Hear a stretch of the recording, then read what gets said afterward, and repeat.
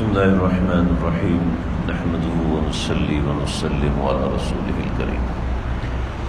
اسلام ایک نظریے کا نام ہے۔ نظریہ کہتے ہیں ایک سوچ کو، ایک خاص طریقے کی سوچ رکھنے کو نظریہ کہا جاتا ہے۔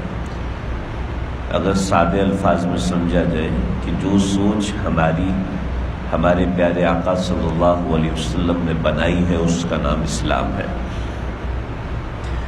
اس کے تحت ایک خاص بات میں آج ذکر کرنا چاہتا ہوں، وہ یہ ہے کہ آپ صلی اللہ علیہ وسلم نے جو مسلمانوں کی سوچ بنائی ہے وہ یہ ہے کہ صبح سے لے کے رات تک اور رات سے لے کے صبح تک انسان کی طرف بہت سی چیزیں متوجہ رہتی ہیں۔ خیر بھی متوجہ رہتی ہے اور شر بھی متوجہ رہتی ہے، دونوں قسم کی چیزیں۔ اور خیر کو متوجہ کرنے کی دعائیں مانگنے کا حکم ہے، شر سے بچنے کی بھی دعائیں مانگنے کا حکم ہے۔ اس میں کچھ اعمال آپ صلی اللہ علیہ وسلم نے سکھائے ہیں کہ اگر ان اعمال کی انسان پابندی کرتا ہے تو اللہ رب العزت اس کی حفاظت فرماتے ہیں ان شرور سے، ان آفات سے جو انسان کی طرف متوجہ رہتی ہیں۔ اللہ نے شیطان کو بھی ڈھیل دے رکھی ہے کہ وہ بھی انسانوں کے خلاف، ضروری نہیں کہ مسلمانوں کے خلاف، انسانوں کے خلاف وہ بھی سازشیں کرتا ہے اور مختلف قسم کے عناصر انسان کی طرف متوجہ کرنے کی کوشش کرتا ہے۔ جیسے ایکسیڈنٹ ہے، ایکسیڈنٹ بھی بے توجہی سے ہوتا ہے، کوئی غلطی سے ہوتا ہے، سامنے والے کی غلطی سے یا آپ کی غلطی سے ہوتا ہے۔ اس طریقے سے کوئی بیماری متوجہ ہو جاتی ہے، مجھے لگ گئی، اس کو نہیں لگی، اس کو لگی، اس کو نہیں لگی، تو یہ سب چیزیں متوجہ ہوگی۔ تو آپ صلی اللہ علیہ وسلم نے ان شرور سے بچنے کے لیے، ان آفات سے بچنے کے لیے بہت سے اعمال بیان فرمائے ہیں۔ ان میں سے 2 اعمال میں آج ذکر کروں گا کہ یہ یاد رکھنا بھی آسان ہے اور بڑا مجرب ہے۔ پہلا عمل آپ علیہ الصلوۃ والسلام نے سکھایا آیت الکرسی کا۔ آپ صلی اللہ علیہ وسلم کی زندگی کے اعمال سے ثابت ہے۔ سیدنا ابن مسعود رضی اللہ تعالیٰ عنہ فرماتے ہیں آپ صلی اللہ علیہ وسلم کے ساتھ گیا اور آپ نے ایک لکیر کھینچی، میری چاروں طرف ہی نہیں ایک دائرہ بنا، کہا کچھ بھی ہو جائے اس سے باہر نہیں نکلنا۔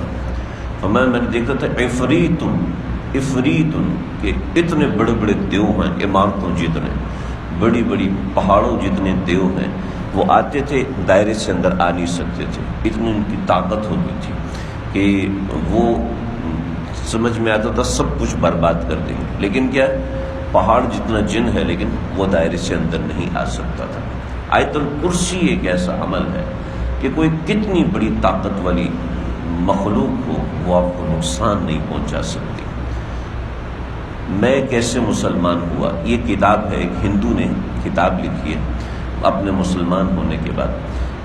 ابھی تو نسیم سحر کے جھونکے یہ کتاب ہے جس میں بہت سے ہندوؤں کے انٹرویو تھے، 7-8 جلدیں اس کی شائع ہو چکی ہیں۔ اس میں ایک اس نے اپنا واقعہ لکھا ہے کہ ہندو جادو ٹونے میں بڑے ماہر ہوتے ہیں، بہت ماہر ہوتے ہیں۔ اب مجھے جب مولانا کلیم علی صدیقی صاحب نے یہ عمل سکھایا کہ دیکھو آیت الکرسی پڑھ لیا کرو، دنیا کا طاقتور سے طاقتور جن تمہیں نقصان نہیں پہنچا سکے گا۔ تو اس نے روداد لکھی ہے کہ آیت الکرسی ایسی طاقتور چیز ہے کہ مجھے آج تک کوئی جن، کوئی چڑیل اور اس طرح کی چیزیں کیونکہ اس کو نظر آتی تھی، مجھے کوئی نقصان نہیں پہنچا سکی۔ آیت الکرسی میں اتنی طاقت ہوتی ہے۔ تو آیت الکرسی ہر نماز کے بعد 1 مرتبہ پڑھ لی جائے کم از کم۔ لیکن بات یہ ہے نا کہ آج کل رمضان ہے، ہم شربت پیتے ہیں، لیمو ڈالتے ہیں، روح افزا ڈالتے ہیں، ایک جگ کے اندر کتنا ڈلتا ہے ہم سب جانتے ہیں۔ لیکن اگر وہی روح افزا یا وہی شربت ایک بالٹی میں ڈال دیا جائے تو اثر کرے گا؟ نہیں کرے گا۔ ایسی اس کو ٹنکی میں ڈال دیا جائے تو پتہ بھی نہیں چلے گا کبھی کہاں کس نے کچھ اس میں ڈالا بھی ہے کہ نہیں ڈالا۔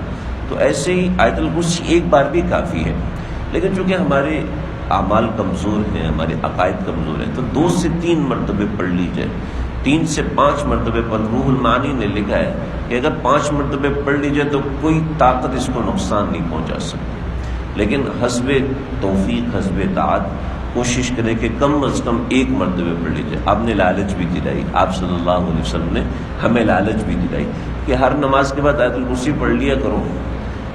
جیسے ہی تمہارے اور جنت کے درمیان اتنا فاصلہ ہوگا جتنا موت کا فاصلہ ہے. یعنی صرف موت ایک حجاب ہے. آیت الکرسی پڑھو گے تو اللہ آخرت کی تکلیفوں سے بھی بچا لیں گے. یعنی دنیا کی تکلیفوں سے تو بچائیں گے لیکن آخرت کی تکلیفوں سے بھی بچائیں گے. ان کلمات میں اتنی طاقت ہوتی ہے, ان کلمات میں اتنی جان ہوتی ہے.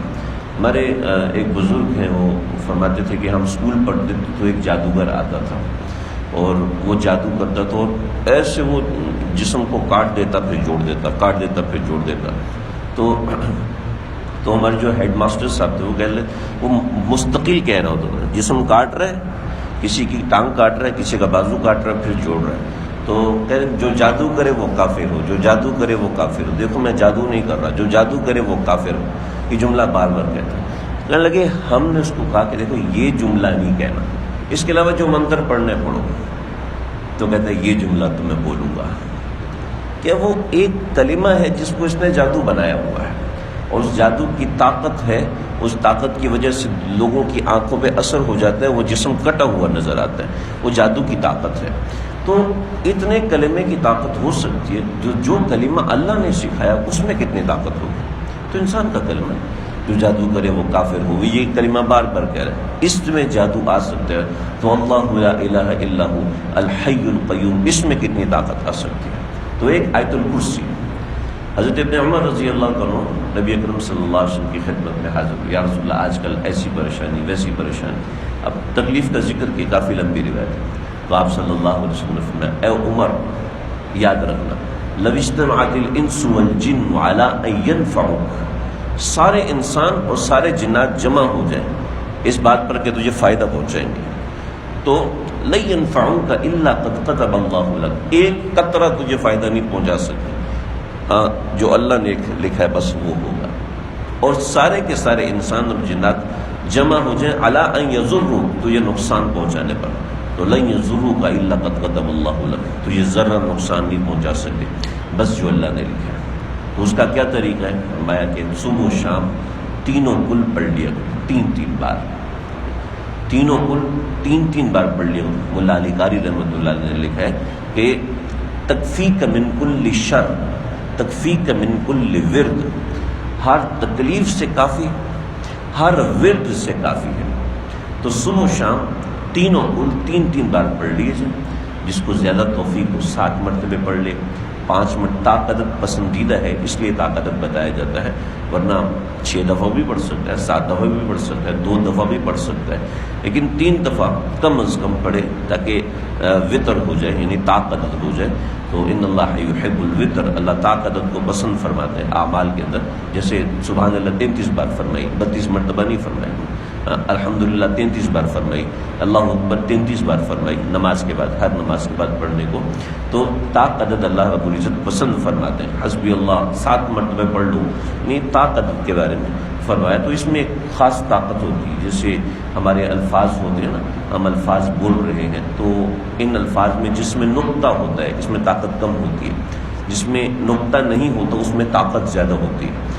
تو آپ نے فرمایا کہ لا الہ الا اللہ محمد الرسول, لا الہ الا اللہ تملأ المیزان, لا الہ الا اللہ اس میں اتنی طاقت ہے یہ پورے میزان کو بھر دیں گے, یعنی نام اعمال کو, آپ کے نام اعمال کو بھر دیں گے. لا الہ الا اللہ کیا ہے, اس میں کوئی نقطہ نہیں ہے.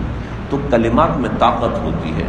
تو ایسے ہی ان کے عادات میں بھی طاقت ہوتی ہے, یعنی 1 بار پڑھا جائے, 2 بار پڑھا جائے, 3 بار پڑھا جائے. جو 100 مرتبہ لا الہ الا اللہ پڑھتا ہے تو اللہ کے نزدیک زمین کا سب سے محبوب انسان ہوتا ہے, سوائے اس شخص کے جس نے اس سے زیادہ پڑھا ہو. تو ایک کلمات میں تعداد بتائی کہ یہ تعداد اس سے زیادہ فائدے ہوتے ہیں. تو کم از کم 3 مرتبے پڑھ لیے جائیں, اور زیادہ سے زیادہ کی کوئی حد نہیں ہے. تو جو جتنی دفعہ پڑھے گا انشاءاللہ اللہ رب العزت اس کی حفاظت فرمائیں گے. تو یہ 2 عمل پکے کر لینی.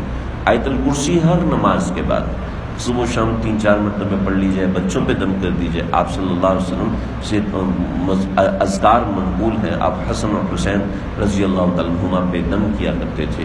تو اپنے اوپر دم کر لی جائے, اپنے بچوں کے اوپر دم کر لیا جائے, اپنے گھر والوں پر دم کر لیا جائے, جمیع عالم اسلام پر دم کر لیا جائے. تو اس سے انشاءاللہ فائدہ حاصل ہوگا. اور اسی طریقے سے صبح و شام تینوں کو 3 مرتبہ پڑھ لیا جائے, یا ہر نماز کے بعد پڑھ لیا جائے. تو یہ بڑی مفید چیز ہے. اللہ تعالیٰ سمجھ